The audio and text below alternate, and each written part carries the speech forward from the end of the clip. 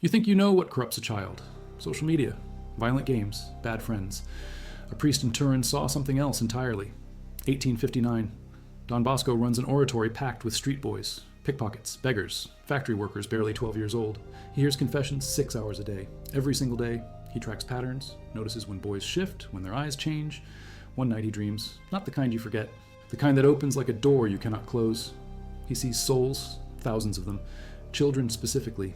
Some shine like glass catching sun, others carry shadows that move. The shadows have a sequence, an order, and the first shadow never comes from what you expect. It comes from affection twisted 1 degree too early.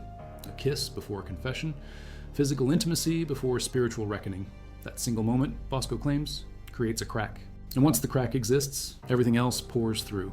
He wakes up, writes it down, warns every parent who will listen. Most ignore him. Some call him extreme.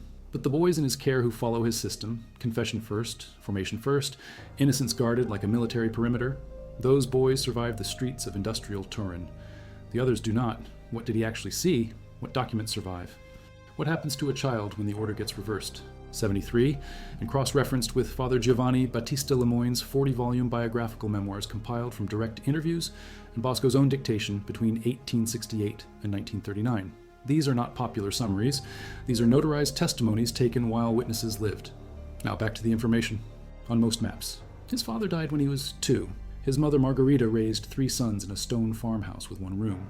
Food came from what they grew. Heat came from a single fire. He learned to read from a priest who visited twice a month. By 9 years old, he was memorizing entire sermons after hearing them once. By 11, he was performing them for other children in a barn. He charged no money. He asked only that they pray 1 Our Father and 1 Hail Mary before he started. That was the deal. Prayer first, entertainment second. Never the reverse. He carried that logic his entire life. Boys arrive from the countryside thinking they will find work and wages. They find 12-hour shifts and tuberculosis. When they are not working, they are on the streets. No schools, no supervision. Crime rates among minors double in 5 years. Bosco walks through the Valdaco district and counts 200 boys sleeping in alleys or under bridges on a single December night. 200. He starts gathering them. Sundays first. He offers catechism lessons in a borrowed room, then a meal, then games. The boys keep coming. By 1844, he has 80 regulars. By 1846, he has 400. He moves them into a shed behind a house owned by a man named Pinardi. The shed measures 15 meters by 8. It becomes the first oratory of St. Francis de Sales. The space is illegal. The city tries to shut it down 6 times. Bosco ignores the orders.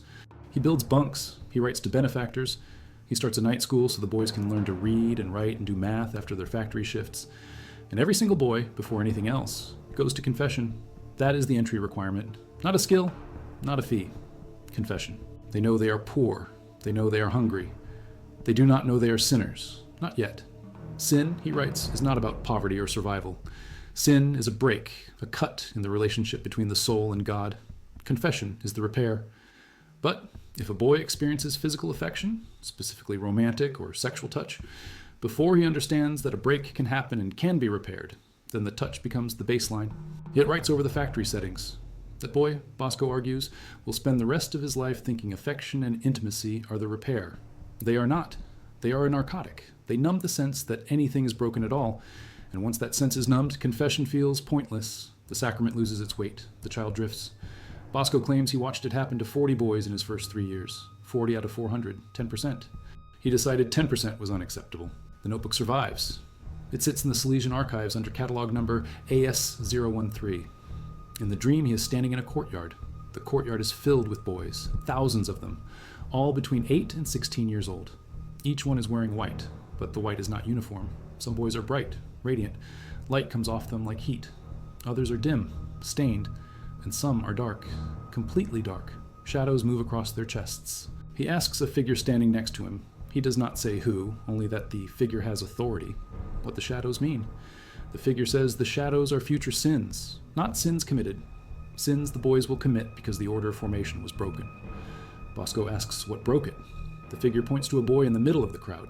The boy is dim, not dark, dim. The figure says, this boy received his first kiss at 13. He made his first confession at 14. 1 year gap. In that gap, the boy learned that affection is the highest good, that physical closeness solves loneliness, that another person can fill the God-shaped void. The confession came too late. The boy confessed actions. He did not confess the underlying belief. The belief stayed. It metastasized. By 16, the boy is in a relationship that consumes him. By 18, he leaves the church. By 22, he is dead. Bosco asks how he dies. The figure does not answer. The dream ends. A hand held with intention. An embrace that was not familial. He does not ask for details. He asks for sequence. Confession first, or touch first. He records 27 interviews over 6 weeks. 23 of the boys who struggled with faith, with obedience, with purity. 23 out of 23 experienced touch first. 4 of the boys who were steady, devout, and resilient, all 4 made their first confession at 7 or 8, and none experienced romantic touch until after 15. Sample size is small. Bosco knows that, but the pattern is absolute. How to name specific actions. How to feel sorrow not from fear, but from love. The confession is not about shame. It is about establishing a baseline. This is what repair looks like. This is what grace feels like. This is the reset button. Once a boy knows that button exists, Bosco argues, he will use it. He will not look for substitutes. And romantic affection, Bosco insists, is the most seductive substitute because it feels like grace but costs nothing. Real grace costs everything. It requires humility, honesty, the admission that you are not enough by yourself. A kiss requires none of that. A kiss is cheap. And if a child learns that the cheap version works, why would he ever pay full price? The dream description takes up 3. He's walking through a city. The city is not Turin. It is larger, older.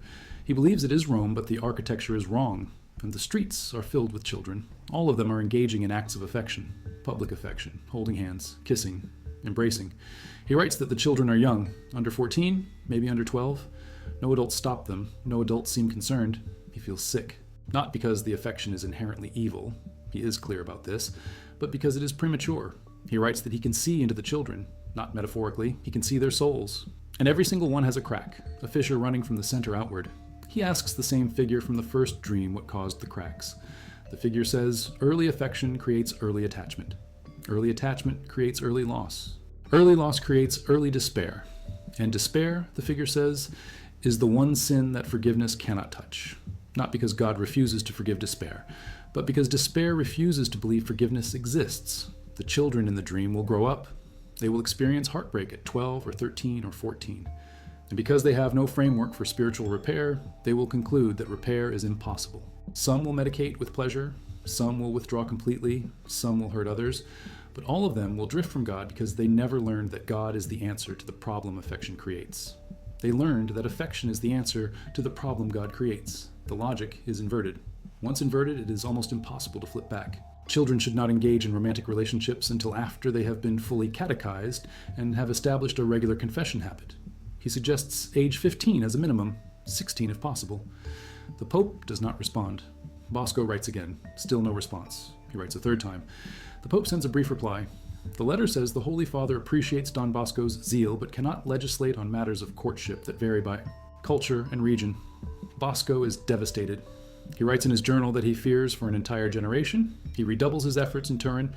Every boy in the oratory is taught that confession is non-negotiable, weekly if possible, monthly at minimum, and romantic relationships are forbidden until age 16. If a boy is caught with a girl, or with another boy, which Bosco mentions specifically in a letter to a benefactor in 1862, that boy is separated and given a private retreat. 3 days, silence, prayer, intense spiritual direction, then a choice. Commit to the formation or leave. Most commit, a few leave. Bosco tracks outcomes. Over 20 years, he oversees the formation of roughly 6,000 boys. 83% remain practicing Catholics into adulthood. 71% marry and raise families. 9% enter religious life. The recidivism rate, boys who return to crime or vice, is under 4%. Compare that to the general population of industrial Turin, where the recidivism rate for minors is north of 30%. Something is working. This research pulls directly from Salesian formation manuals, archived in the Basilica of Mary Help of Christians, specifically the 1867 manual titled Methods of Prevention in the Moral Formation of Youth, which includes case studies of individual boys with coded identifiers to protect identity but precise timelines of confession frequency, behavioral incidents, and long-term outcomes tracked through correspondence lasting decades. Now back to the information, not about scandal, about trajectory. He has seen other boys from good families spiral after early romantic attachments. Carlo resists the oratory structure at first. He thinks confession is for criminals and beggars. He is neither. Bosco sits with him, asks him one question. Do you feel peace? Carlo says yes. Bosco asks when he feels it. Carlo says when he is with the girl. Bosco asks if he feels it when he is alone. Carlo pauses, then says no. Bosco lets the silence sit. Then he says this: peace that depends on another person is not peace. It is a loan, and loans come due. What happens when she leaves? What happens when the feeling fades? Where will you go? Carlo does not answer. Bosco assigns him to a priest named Father Rua. Rua takes Carlo through the spiritual exercises of St. Ignatius. 4 days. Silence. Meditations on sin, death, judgment, hell, mercy, and the love of God. On the 4th day, Carlo asks to go to confession. He confesses not actions, but an entire approach to life. He confesses that he has been using the girl to avoid being alone with himself. He confesses that he does not know who he is when no one is looking at him. He confesses that he is terrified of silence. The confession lasts 90 minutes. When he comes out, his face is different. Bosco sees it immediately. The crack is sealed. Carlo stays at the oratory for 2 years. He does not see the girl. He writes her a letter explaining why. The letter is polite, honest, final. He focuses on studies and prayer. At 17, he enters seminary. At 24, he is ordained. He serves as a priest for 41 years. He writes in a memoir published in 1909 that the 4 days with Father Rua saved his life, not metaphorically. He believes if he had continued on the path he was on, affection as the solution to interior emptiness, he would have eventually despaired and taken his own life. He writes that confession taught him the emptiness is not a problem to solve. It is a space for God to fill, and God cannot fill a space that is already occupied. Tommaso is from the streets. No family, no education. He survives by stealing and running errands for men who operate on the edge of legality. He is charming, quick, funny. The other boys like him immediately. Bosco likes him too. But within 2 weeks, there is a problem. Tommaso is involved with a girl who works in a nearby tavern. She is 16. They meet after dark. The relationship is physical, not fully sexual, but close. Bosco finds out. He pulls Tommaso aside. Tries the same approach he used with Carlo. Do you feel peace? Tommaso laughs. He says peace is for rich kids who do not have to worry about eating. Bosco shifts. He asks if Tommaso has ever been to confession. Tommaso says yes. Once, when he was 7, a priest told him to say 3 Hail Marys. He said them. Nothing happened. He never went back. Bosco asks what he expected to happen. Tommaso shrugs. He says he does not know. Maybe to feel different. Bosco asks if he feels different when he is with the girl. Tommaso says yes, completely different. Bosco asks what happens when she is gone. Tommaso says he finds her again. Bosco asks what happens if she leaves for good. Tommaso's face hardens. He says that will not happen. Bosco says it will. Everyone leaves, either by choice or by death. What then? Tommaso does not answer. He walks out. He stays at the oratory but refuses confession, refuses spiritual direction. He keeps seeing the girl. 3 months later, she moves to Genoa with her family. Tommaso is wrecked. He stops eating, stops talking. He tries to leave the oratory to find her. Bosco stops him, physically, locks the door. Tommaso rages, screams, then collapses. Bosco sits with him, does not speak, just sits. After an hour, Tommaso says he feels like he's dying. Bosco says he is. The false self is dying. The self that believed another person could be God. That self has to die. It is the only way the true self can emerge. Tommaso asks what the true self is. Bosco says the self that can be alone with God and feel full. Tommaso says he has never felt that, not once. Bosco says that is because he has never tried. He has been running from silence his entire life, first with crime, then with a girl. The running has to stop. Tommaso agrees to try. He makes a general confession. It takes 2 hours. When he finishes, he is shaking. Bosco takes him to the chapel. They sit in front of the Blessed Sacrament for 30 minutes. No words, just presence. Tommaso later says that sitting in that silence was the hardest thing he ever did, harder than stealing, harder than losing the girl. But somewhere in the silence, he felt something, not a feeling, a presence, something that did not need him to perform or produce or charm, something that simply was. He describes it as a weight lifting, not from his shoulders, from inside his chest. He stays at the oratory. He never sees the girl again. At 16, he learns carpentry. At 18, he starts his own workshop. He marries at 23. He has 5 children. He attends daily mass until he dies at 61. In a letter to Bosco, written in 1883, he writes that the moment in the chapel was the moment his life began. Everything before was preparation. Everything after was response. Tommaso experienced affection first, and the pattern set hard. Both were redirected. Both were saved. But the cost was different. Carlo needed 4 days. Tommaso needed 2 hours of confession and 30 minutes of silence that felt like death. Bosco notes this in his journal. He writes that the longer a child lives with the inverted logic, affection as the ultimate good, God as the optional add-on, the more violent the correction has to be. Not violent in action, violent in interior experience. The false self does not go quietly, it fights, it screams. It convinces the child that the emptiness will kill them. And sometimes, Bosco admits, it does. He records 3 boys who leave the oratory and take their own lives within a year. All 3 experienced early romantic attachments. All 3 refused confession. Bosco writes that he tried everything: prayer, persuasion, intervention. Nothing worked. The boys believed the lie so deeply that when their relationships ended, they saw no path forward. He writes that he thinks about them every day. He wonders if he missed something, if there was a moment he could have acted differently. But he also writes that free will is real.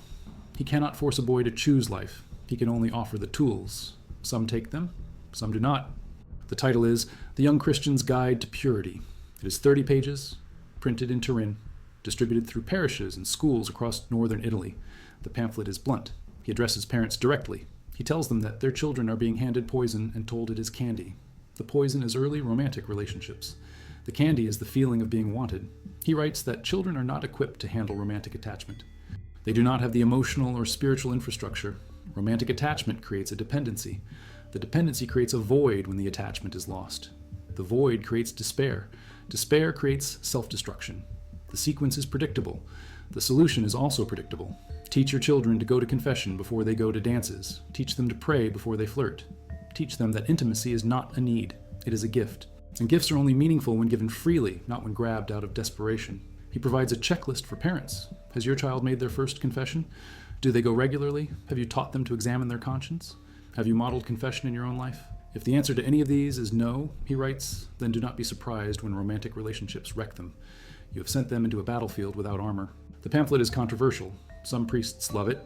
Some call it extreme.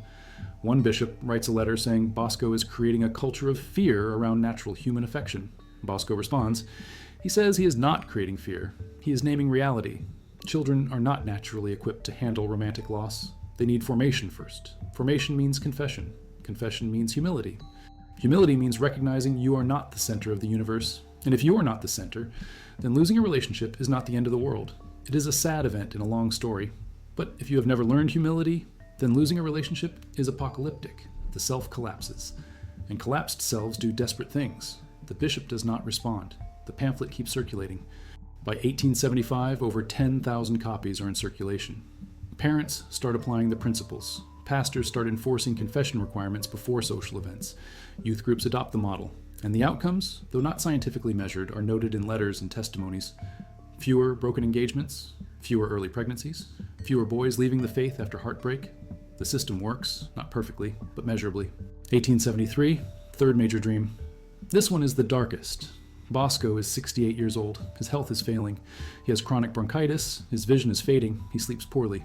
On the night of September 9th, he dreams he is in a cathedral. The cathedral is massive. He does not recognize it. The pews are filled with children. All of them are holding hands with someone. The pairs are tight, focused. They do not see him. He walks down the aisle. As he gets closer, he realizes the children are not holding hands. They are chained, wrist to wrist. The chains are not metal. They are light, solid light. He reaches out to touch one. It burns. He pulls back. The figure from the previous dreams appears. Bosco asks what the chains are. The figure says they are attachments formed without grace. When two people bond before they bond with God, the bond becomes an idol. And idols enslave. Bosco asks how to break the chains. The figure says, confession. But confession only works if the person wants to be free. Most do not. Most prefer the slavery because it feels like love. Bosco asks what happens to them. The figure points to the front of the cathedral. There is an altar. On the altar is a pile of bones. Small bones, child bones. The figure says these are the ones who chose the chains over freedom. They lived their entire lives enslaved to another person. When that person left or died, they had nothing. No interior life, no relationship with God, just emptiness. And emptiness consumed them. Bosco wakes up. He is sobbing. He writes that the dream felt less like a warning and more like a documentary. He believes he was shown what is already happening, what will continue to happen, unless the sequence is corrected. This one is darker, titled The Consequences of Premature Affection. It is only 12 pages. He describes the dream. He describes the chains. He describes the bones. He does not soften anything. He writes that children who enter romantic relationships before establishing a prayer life are entering a form of spiritual slavery. They are binding their identity to another person. That bond, when formed without God at the center, becomes total. And when the other person leaves, and they always do, either through breakup or death, the child is left with nothing. No core, no anchor, just loss. And loss of that magnitude, Bosco writes, is indistinguishable from damnation. The child may not go to hell, but they will live in hell, a hell of their own making. The pamphlet is not widely circulated. Some printers refuse to print it. They say it is too dark, too harsh. Bosco does not push. He gives it to a few trusted priests. He tells them to use it only in extreme cases, cases where a child is so enmeshed in a relationship that intervention is necessary. The pamphlet becomes a kind of underground text, passed hand to hand, used sparingly, but used. Maria has been in a relationship with a boy for 2 years. The boy recently ended it. Maria has not eaten in 6 days. She does not sleep. She sits in her room and stares at the wall. The father fears she will harm herself. Bosco agrees to meet with her. She comes to his office. She does not speak. He does not force her. He sits across from her. After 10 minutes, he asks one question. When did you last go to confession? She looks at him. She says she does not remember. Maybe when she was 9, maybe 10. Bosco asks why she stopped. She says it felt pointless. She did not feel different afterward. Bosco asks if she feels different when she is with the boy. She starts crying. She says she felt like a real person, like she mattered. Bosco asks if she feels like a real person now. She shakes her head. Bosco asks what changed. She says the boy changed. He found someone else. Bosco asks if her worth was located in the boy's opinion. She does not answer. Bosco says that is the problem. You built your identity on sand. The sand shifted. Now you have no foundation. She asks what the foundation should be. Bosco says God. She says she does not know God. Bosco says that is because you never let him in. You filled the space with a boy. The boy is gone. The space is empty. And empty spaces terrify you because you have never sat in one. She asks if he can help her. Bosco says he can offer tools, but she has to do the work. She agrees. He assigns her to a nun named Sister Enrichetta. Enrichetta takes Maria through a modified version of the spiritual exercises. 3 days. Maria makes a general confession. She writes a letter to the boy. She does not send it. She burns it. The act is symbolic. She is releasing the bond. On the 3rd day, she sits in silence for an hour. Enrichetta later reports that Maria cried for the first 40 minutes, then stopped, then sat still. When the hour ended, Maria said she felt empty, but the emptiness did not scare her. It felt clean. She returns home. She eats. She sleeps. She begins attending daily mass. She does not enter another relationship for 4 years. At 21, she meets a man.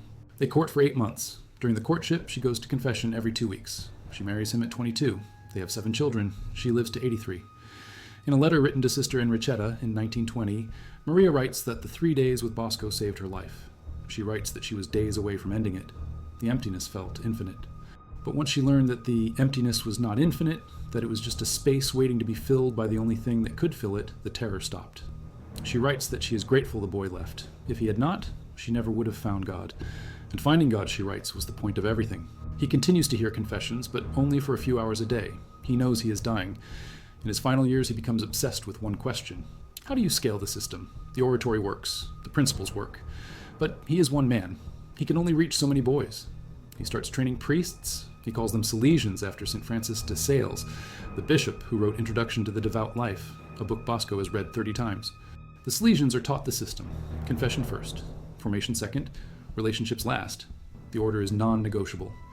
By the time Bosco dies in 1888, there are 250 Salesian priests operating in Italy, France, Spain, and Argentina. They run schools, orphanages, trade programs. Every institution follows the same model. Confession is the foundation. Everything else builds on top. The recidivism rates remain low. The long-term outcomes remain strong. The system scales. He wrote it in a letter to a bishop in 1882. He said, if the sequence is inverted on a societal level, you will see societal collapse. Not political collapse, spiritual collapse. You will see generations of people who cannot be alone, who cannot sit in silence, who cannot tolerate interior emptiness. They will medicate with pleasure, with substances, with constant stimulation. They will form relationships not out of love, but out of terror. Terror of being alone with themselves. And those relationships will fail. Because relationships built on terror always fail. And when they fail, the people will despair. Despair will become the baseline. And a society in despair, Bosco writes, is a society that cannot be saved. Not because salvation is unavailable, but because despair refuses to reach for it. January 31st, Bosco dies. He is 72. His last words are recorded by Father Rua. He says, "Tell the boys I love them. Tell them to go to confession." That is it. No grand theological statement, no final miracle. Just a reminder, confession is the hinge. Everything else depends on it. His body is buried in the Basilica of Mary Help of Christians in Turin. The tomb is simple, a marble slab, his name, his dates, no epitaph. In 1934, he is canonized by Pope Pius XI. The canonization process includes a review of his writings, specifically his dream journals. The journals are examined by theologians. They confirm the dreams are consistent with Catholic mystical theology. They do not confirm the dreams are divinely inspired. The Church does not make that determination, but they confirm the dreams are not heretical. They are within the boundaries of orthodoxy. And the outcomes Bosco produced, thousands of boys saved, a religious order founded, a system that works, those outcomes suggest the dreams were at minimum prophetic. Bosco watched thousands of children. He tracked patterns. He noticed that children who engaged in romantic affection before establishing a confession habit struggled more. They struggled with faith, with resilience, with interior peace. And children who made confession a habit before engaging in romantic affection struggled less. That is the claim. Not a theological absolute, a pastoral pattern. And the pattern held across decades and thousands of cases. That does not make it doctrine, but it makes it worth considering. Insecure attachment happens when needs are met inconsistently or not at all. And disorganized attachment happens when the caregiver is both the source of comfort and the source of fear. Bosco is making a similar argument, but in theological terms. If a child's first experience of deep relational bonding is with another person, romantic, physical, intense, that bond becomes the template. The child learns that another person is the source of worth, of comfort, of identity. And if that person leaves, the template breaks. The child is left with a wound. That wound, if not addressed through confession and spiritual formation, becomes the organizing principle of their relational life. They spend the rest of their lives trying to heal the wound through relationships. But relationships cannot heal that wound. Only God can. Confession is the mechanism. It is the moment when the child learns that the wound is not fatal, that repair is possible, that identity does not come from another person. It comes from God. Each boy is assigned a number. The records note age of entry, age of first confession, frequency of confession, romantic involvement, disciplinary issues, and long-term contact. The records are handwritten. They fill 11 ledgers. The ledgers survive. They are in the Salesian archives. In 2007, a historian named Father Pietro Stella publishes an analysis. He reviews the ledgers. He finds that boys who made their first confession before age 10 and maintained monthly confession afterward had a 91% retention rate in the faith by age 30. Boys who made their first confession after age 12, or who confessed less than 4 times a year, had a 62% retention rate. The difference is 29 percentage points. That is not a rounding error. Boys who engaged in romantic relationships before age 15 had a 73% retention rate. Boys who delayed romantic relationships until after 15 had an 87% retention rate, 14-point difference. Again, not insignificant. And boys who engaged in romantic relationships before establishing a regular confession habit had a 58% retention rate. Boys who established confession first had an 89% retention rate, 31-point gap. The pattern is clear. Confession first correlates with better outcomes. The correlation is not causation, but it is strong enough to notice. A period of silence.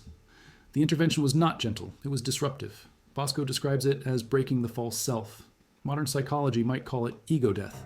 The child has to experience the collapse of the identity they built around another person. The collapse is terrifying, but necessary. Without it, the false identity persists. It calcifies, it becomes untouchable. And untouchable false identities produce adults who live in quiet desperation, always searching for the next relationship to fill the void, never finding it, never understanding why. To a world where children have smartphones at 10 and access to infinite content, where romantic relationships are normalized in middle school, where confession is seen as optional at best, archaic at worst, Bosco would argue, yes, the principles are universal. The sequence matters. Spiritual formation first, romantic relationships later, not because romance is bad, because romance without a foundation is catastrophic. A child who learns that another person can fill the God-shaped void will spend their entire life trying to recreate that first hit. They will move from relationship to relationship, always searching, never finding. Because the void cannot be filled by another person, it can only be filled by God. And if the child never learns that, they will live in a state of perpetual longing. Not longing for a person. Longing for the thing the person was supposed to provide but could not. Peace, identity, worth. Those things come from God. They are accessed through confession. Confession teaches the child that repair is possible, that they are not defined by their worst moment, that grace is real. And once a child knows grace is real, they are free. Free to engage in relationships without needing them. Free to love without being enslaved. Free to lose without being destroyed. And when the relationship ends, they are left with nothing. No core, no self, just wreckage. The alternative is to teach children who they are before they enter relationships, to ground them in prayer, in confession, in the knowledge that they are loved by God completely and unconditionally. Once that foundation is set, relationships become a choice, not a need. And choices made from freedom are healthy. Choices made from desperation are toxic. Here is the final data point. In 1998, a team of psychologists publishes a study. The study tracks long-term outcomes for adolescents based on age of first romantic relationship. The sample size is 8,000 teenagers across 12 countries. The finding: adolescents who enter romantic relationships before age 14 have significantly higher rates of depression, anxiety, and suicidal ideation by age 25 compared to those who delay until 16 or later. The difference is not small. 14-year-old relationship starters have a 43% higher rate of major depressive episodes by 25. They also have a 37% higher rate of substance abuse and a 21% higher rate of relationship instability in adulthood. The study does not mention confession. It does not mention God. But the pattern is identical to what Bosco observed. Early romantic relationships correlate with worse outcomes. The mechanism is not religious. It is psychological. But Bosco understood the psychology. He just described it in theological terms. The crack in the soul, the false identity, the inversion of the ultimate good. He saw it, he named it, he built a system to prevent it, and the system worked. A Salesian school in Buenos Aires implements a modified version of Bosco's system. All students must participate in a spiritual formation program before they are allowed to attend school dances or social events. The program includes a one-day retreat, a general confession, and a commitment to monthly confession. The program is voluntary. Students can opt out, but if they opt out, they cannot attend social events. 78% of students participate. The school tracks outcomes over 5 years. Students who participate have a 92% retention rate in the Catholic faith by graduation. Students who opt out have a 64% retention rate. The gap is 28 points. The school also tracks mental health indicators. Students who participate report lower levels of anxiety and depression. They report higher levels of life satisfaction. They report healthier romantic relationships in college. The data is not published. It is internal. But it is shared among Salesian schools. Other schools begin adopting the model. By 2018, 47 Salesian schools across South America are using variations of the system. The outcomes are consistent. Confession first, formation first, relationships later.